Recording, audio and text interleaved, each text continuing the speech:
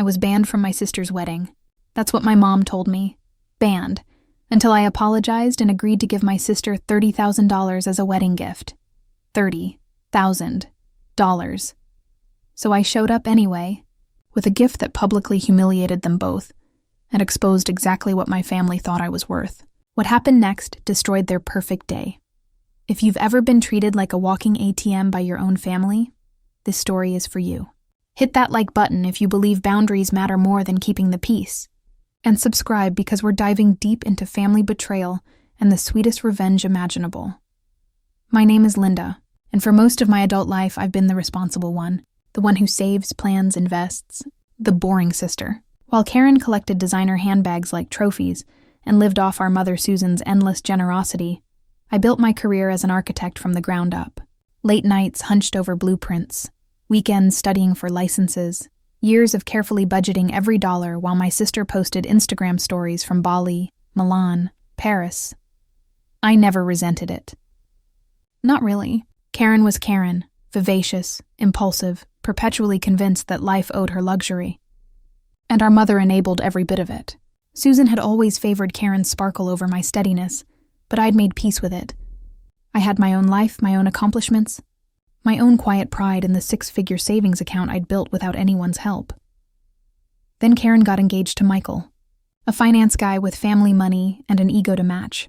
The announcement came over brunch at some overpriced bistro downtown, the kind of place where a single mimosa costs what I used to spend on groceries for a week back in my 20s. We're doing something totally unique for our registry, Karen gushed, her engagement ring catching the light like a disco ball. It was enormous, vulgar, honestly.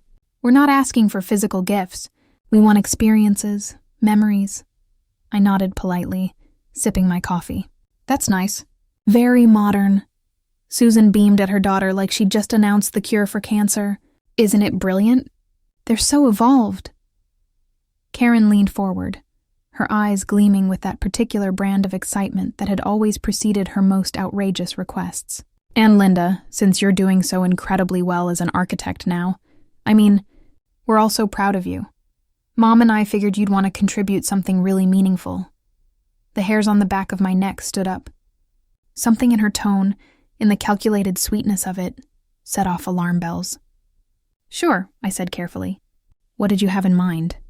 The honeymoon suite upgrade at the resort in Santorini. She said it like she was offering me an honor. We're talking about the presidential suite. Private infinity pool, personal butler, the works. It's going to be absolutely magical, I smiled, doing the mental math. Santorini wasn't cheap, but a suite upgrade. Okay, what are we talking about here? 1,000? Maybe 2? Karen pulled out her phone with theatrical flourish, scrolled through her notes, and turned the screen toward me. Her perfectly manicured nail pointed at a number that made my vision blur. The final quote came to $30,000. The bistro noise faded. The clinking of silverware, the murmur of conversation, the acoustic guitar version of some pop song, all of it became white noise. I stared at that number, 6 digits including the cents, and felt something cold and sharp lodge itself in my chest. I laughed. I couldn't help it. It was either laugh or scream. Karen, that's not a gift. That's a down payment on a house. Her smile didn't waver. It's an investment in my happiness. It's more than I spent on my car, I said, my voice dropping to something dangerously calm. It's a year of retirement savings. Karen, this is insane. The warmth drained from her face like someone had pulled a plug. Insane? You think my wedding is insane? I think asking for $30,000 is insane, I clarified, very aware that Susan was watching this exchange with narrowing eyes. I'm happy to give you a generous gift. $500 cash. That's more than most family members give, $500. In any reasonable universe, that was a substantial gift, more than I'd received at my college graduation, more than I'd given at any other wedding I'd attended. Karen's expression transformed. The bubbly bride-to-be vanished, replaced by something cold and ugly. 500? Linda, I'm your only sister. This is the most important day of my life. And you're going to give me what you'd tip a waiter? I'm going to give you what I can afford to give without compromising my financial future, I said evenly. You mean what you're willing to give? She hissed. Admit it. You're jealous. You've always been jealous that I'm happy and beautiful, and now I'm getting married to an amazing man, and you can't stand it. So you're punishing me?" The accusation hung in the air like smoke. Susan reached over and squeezed Karen's hand, shooting me a look that could have frozen the sun. "Girls, let's not—" Susan started, but I was already standing, my appetite gone. "I'm not jealous, Karen. I'm just not an ATM. Congratulations on your engagement. Let me know if you want the $500.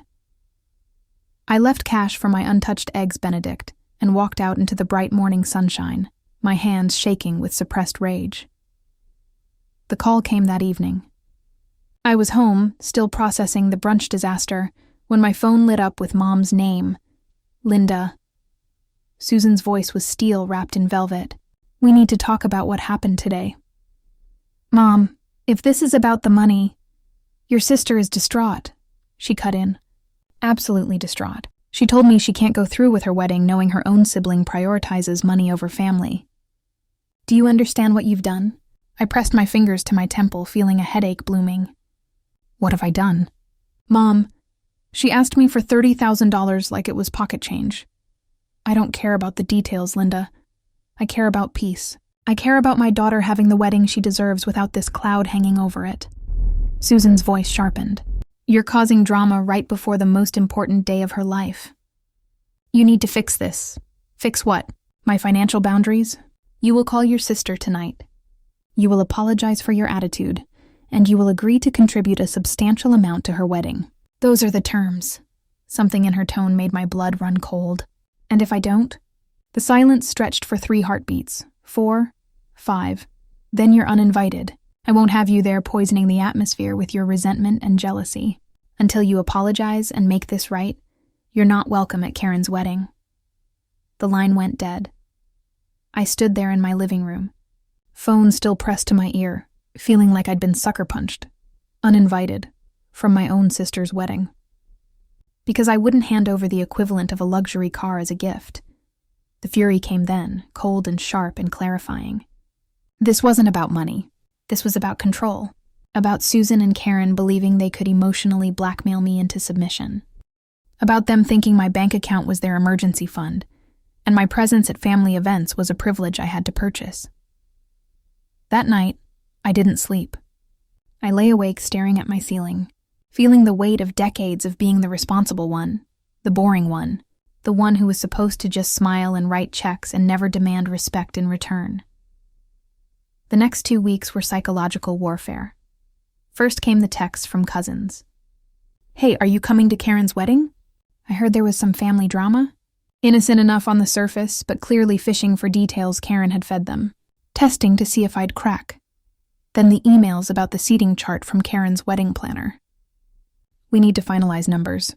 Please confirm your attendance status." Passive-aggressive reminders that I was causing logistical problems with my stubbornness. My Aunt Jennifer called, her voice dripping with concern. "Linda, honey, Susan told me about the situation. Don't you think you're being a little harsh?" "It's Karen's special day." I held firm. No calls, no apologies, no caving, but inside I was planning. 3 days before the wedding, I went to the bank. I withdrew $500 and asked for a specific denomination. Crisp, new $10 bills. 50 of them. The teller looked at me oddly but complied. That evening, I visited a specialty engraving shop downtown. The owner, an older man named Joseph, raised his eyebrows at my request but didn't ask questions. "A gold-plated key," I specified. "Small, decorative, and I need the number 500 engraved on it." "Just the number?" "Just the number. It cost me $85. Worth every penny." The night before the wedding, I carefully arranged the 50 $10 bills in a beautiful gift box, stacked neatly with the engraved key resting on top. I handwrote a note on expensive cardstock. For the key to my wallet. The maximum capacity of my goodwill. My hands didn't shake. My resolve didn't waver. I felt calm, purposeful, like an architect finalizing blueprints for a building that would stand for generations. At 9 p.m., my phone rang. "Susan. Linda." She sounded exhausted. "The wedding is tomorrow. This is your last chance. Just apologize to your sister. Tell her you'll give the money, or you'll find a way. Just fix this so you can attend. It looks terrible that you're not coming. People are asking questions.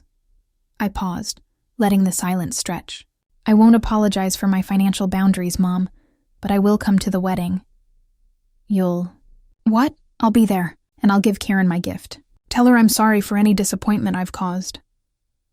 I could hear the relief in Susan's exhale. Thank God, Linda, I knew you'd come around. This is the right thing. She had no idea. I dressed immaculately. Navy blue dress, perfectly tailored. Hair professionally styled. Makeup understated but flawless. I looked like money, like success, like someone who absolutely could afford a $30,000 gift, but was choosing not to give it. The wedding was at a country club, all white columns and manicured lawns. I arrived 15 minutes before the ceremony, fashionably late enough to make an entrance. Susan intercepted me immediately, her eyes blazing despite her frozen smile. You need to apologize to your sister right now, she hissed, reaching up to adjust my collar like I was a child. And you need to look sincere.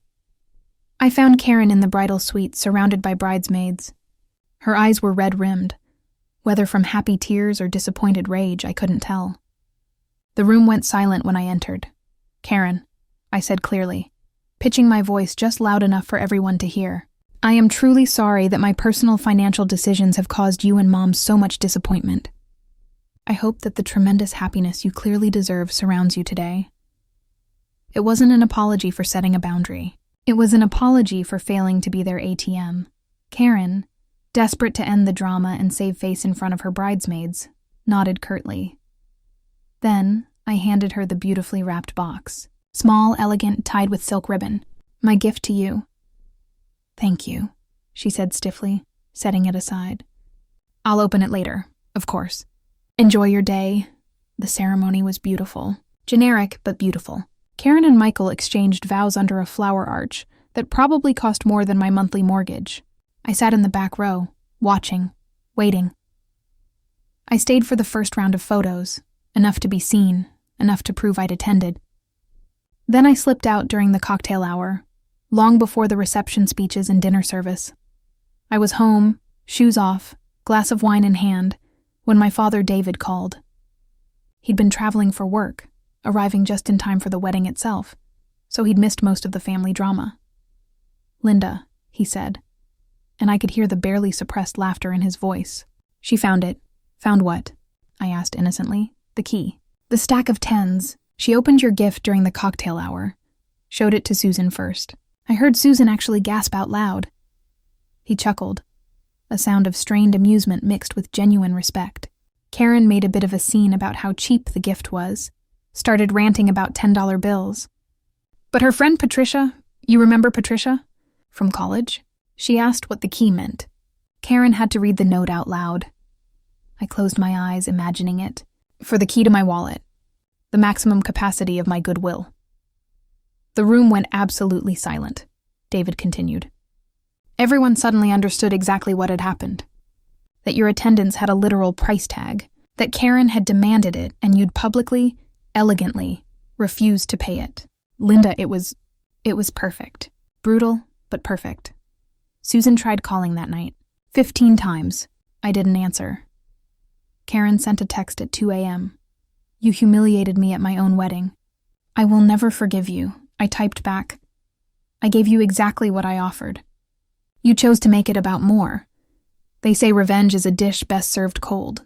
Mine came gold-plated and engraved. Did I miss the wedding reception? Yes. Do I regret it? Not even slightly. Because here's what I learned. Sometimes the most powerful thing you can do is refuse to play the game. Karen and Susan thought they could price my family membership at $30,000. They thought my love, my presence, my respect could be purchased with an ultimatum and some guilt trips. Instead, I showed them, and everyone at that wedding, that I couldn't be bought. That my money and my presence were two entirely separate things, and neither one was available for ransom. The fallout has been predictable. Susan sends occasional texts about healing the family. Karen has blocked me on all social media. Extended family members have taken sides, most of them quietly supportive once they heard the full story. But I sleep well at night. My savings account remains intact. My boundaries remain firm. And somewhere in Karen's house, There's a gold-plated key engraved with the number 500. A permanent reminder that family isn't about how much you're willing to sacrifice. It's about mutual respect, and respect, unlike a presidential suite in Santorini, cannot be purchased. If this story resonated with you, smash that like button and drop a comment about your own family boundary battles. Subscribe for more revenge stories that prove standing your ground is always worth it. Remember, the price of your self-respect should never be negotiable, not even for family. See you in the next one.